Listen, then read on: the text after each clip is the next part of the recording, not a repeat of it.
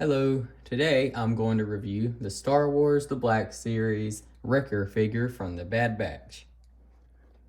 On the front of the box you can see it says Star Wars The Bad Batch. It says you have Wrecker, and around the side you can see that it has a picture of Wrecker. And you can't actually really do that pose with the figure because of his hands, but I'll show that later on. And you can see around the back it just says a little bit about Wrecker. And that's pretty much everything on the box.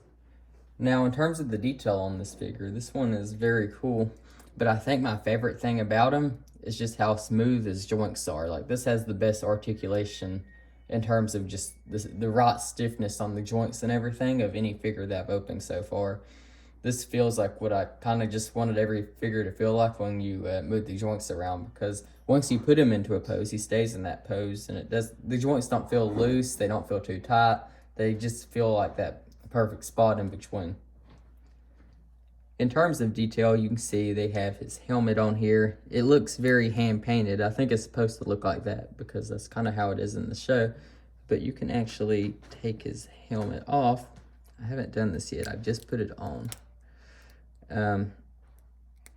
Okay, this is kind of hard. Let me find a way to get it. There we go.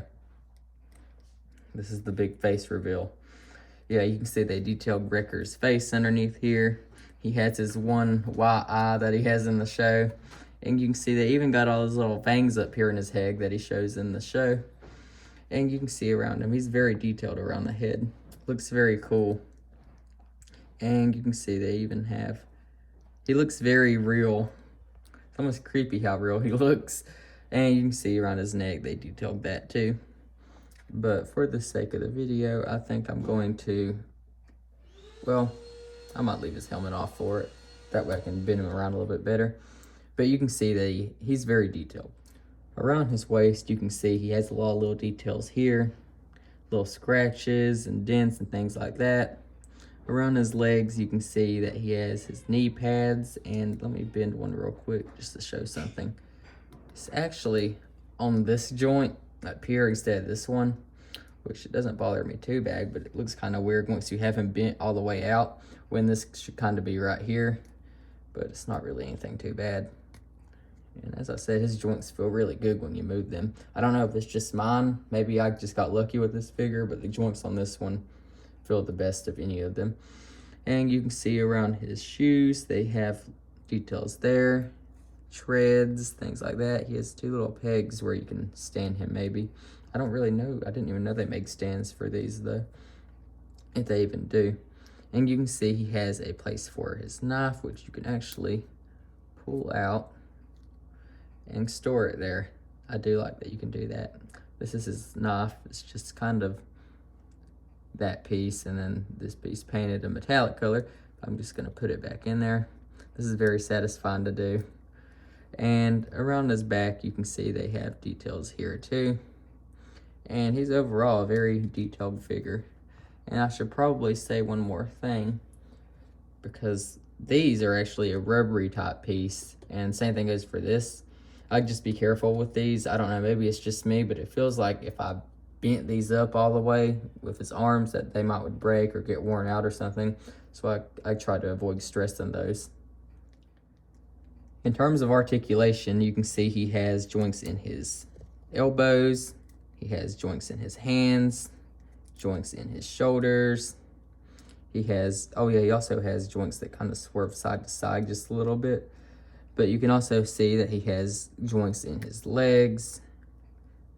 Yeah, lots of little joints there. I like this. And you can see he has joints in his knees, as I've already shown. And joints in his ankles, stand him up. And he has joints in his, up here, you can see that. He has joints in his head. He just has a lot of joints. I really do like the joints on this figure. Let me put his helmet back on just for the end of the review.